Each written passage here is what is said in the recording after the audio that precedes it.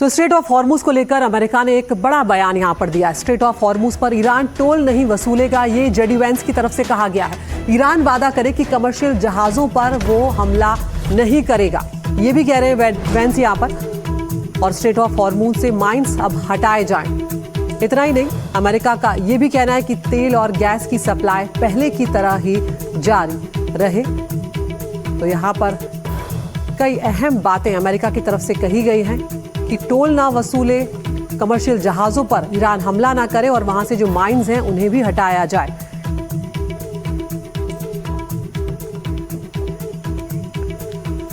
और युद्ध के बीच में एक और बड़ी खबर अमेरिका से सामने आ रही है। वॉशिंगटन पोस्ट के हवाले से ये खबर सामने आई है, जहां पर पेंटागन ने हथियार बढ़ाने का आदेश दिया है। रक्षा कंपनियों को हथियारों को बढ़ाने के ऑर्डर्स दिए गए। अमेरिकी डिफेंस इंडस्ट्री से हथियारों और गोला बारूद के प्रोडक्शन करें और डिलीवरी को तेजी से बढ़ाने को यहां पर कहा गया है।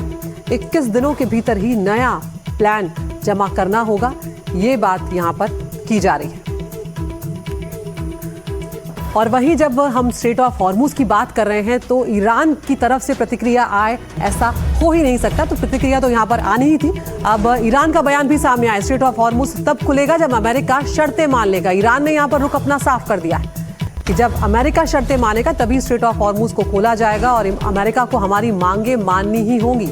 ईरान ने यहाँ पर नई और कड़ी शर्तें भी रख दी हैं। अमेरिका इस युद्ध को हमेशा के लिए खत्म करे, ये यहाँ पर बड़ी बात ईरान ने कह दी है। नाकेबंदी हटाई जाए और युद्ध का हर्जाना भी दिया जाए। वहीं यूएई का दावा है कि ईरान ने उसके एक जहाज पर मिसाइल से हमला कर दिया है। ببینید بازگشایی تنگه هرمز سازوکار خاص خودش رو داره و هیچ ارتباطی هم به مذاکرات بین ایران و عمان نداره.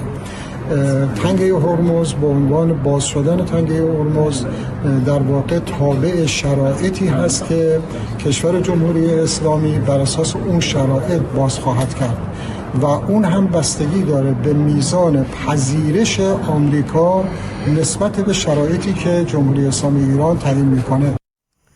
तो प्रदीप हमारे साथ बने हुए। प्रदीप, यहाँ पर ये देखना बहुत ही महत्वपूर्ण है कि एक तरफ अमेरिका जो है अपने हथियारों के जखीरे को और बढ़ाने की बात करता हुआ नजर आ रहा है, स्टॉक और बढ़ाने जा रहा है, और दूसरी तरफ ईरान ने अपना रुख साफ कर दिया कि वो स्ट्रेट ऑफ हॉर्मुज को तभी खोलेगा जब अमेरिका सभी शर्तों को मान लेगा, और इस बार शर्तें और ज्यादा कड़ी हैं।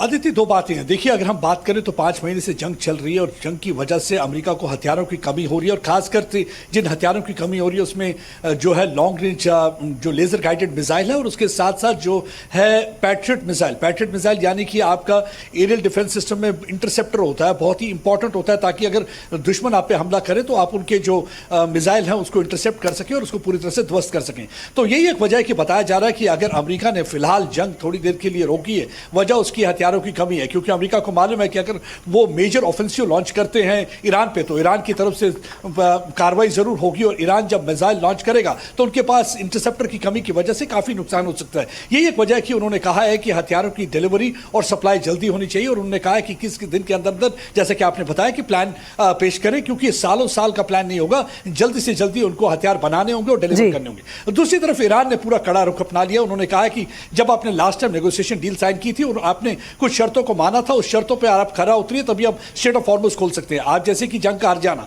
5 महीनों में जो ईरान का नुकसान हो, उसके लिए आपको हर्जाना देना होगा, उसकी भरपाई करनी होगी। और दूसरा ये कि सैंक्शन जो लगाए गए वो पूरी तरह से उठाए जाएं, जो उनके एसेट सीज किए जाएं वो रिलीज कर दिए जाएं।